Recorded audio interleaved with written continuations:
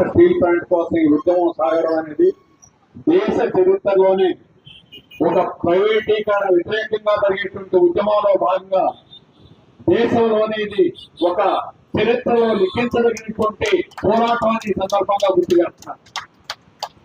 ఇందులో పాల్గొన్న వాళ్ళందరికీ ఈ 1500 రోజులు ఈ ఉద్యమంలో పాల్గొన్న ప్రతి ఒక్కరికి హృదయపూర్వకమైన ధన్యవాదాలు. ఇప్పుడు అందరూ గట్టిగా కొట్టండి, చేతులు ఉన్న వాళ్ళందరూ గట్టిగా కొట్టండి, అందరికీ ధన్యవాదాలు తెలియజేయాలి. ఇది మన బాధ్యత.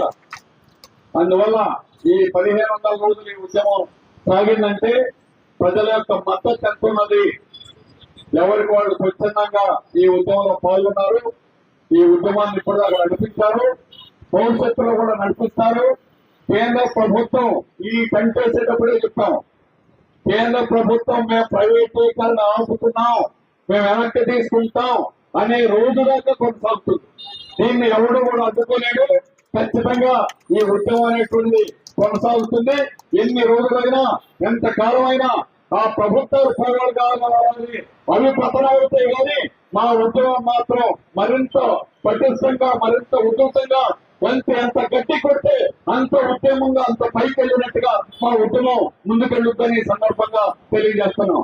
అందుకని పాలకులు మా విధానం, మొన్న పార్లమెంట్ సమావేశంలో కూడా బీజేపీ మంత్రులు వాళ్ళు మాట్లాడినప్పుడల్లా విశాఖ స్టీల్ ప్లాంట్ ప్రైవేట్ చేసేది, వాళ్ళు ఇచ్చిన సమాధానాల్లో కానీ వాళ్ళు చెప్పిన మాటల్లో కానీ అదే విషయం. అట్లాగే స్ట్రక్చరల్ రిఫార్మ్ విధానం వారి బాబుల సొమ్ములో నమ్మడానికి 3 లక్షల కోట్ల విలువ చేసేటువంటి దాన్ని 30,000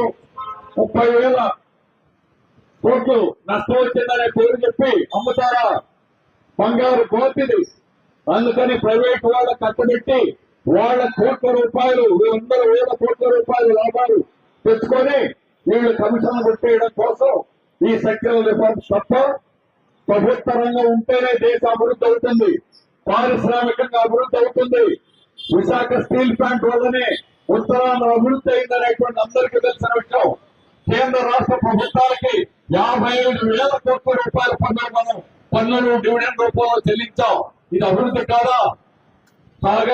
తలసరి ఆదాయాలు గాజువాక, గంటాడ మండలాలు రాష్ట్రంలోనే నంబర్ 1 గా ఉన్నాయంటే దానికి కారణం అక్కడ పనిచేసేటువంటి కాంట్రాక్ట్ పర్మనెంట్ ఆఫీసర్లు, ఉద్యోగులు, పబ్లిక్ సెక్టర్ ఉండబట్టే వాళ్ళకి ఈ రోజు మనుషులను తగ్గించాలని చెప్తున్నారు. ఎందుకు?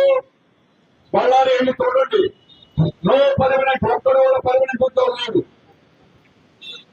జిల్లా స్టీల్ బళ్ళారీలో ఒక్కరూ పర్మనెంట్ ఉద్యోగం లేరు, అందరూ కాంట్రాక్ట్ కార్మికులే. 15-20 ఏళ్ళ నుంచి పనిచేసేది పుట్టినప్పటి నుంచి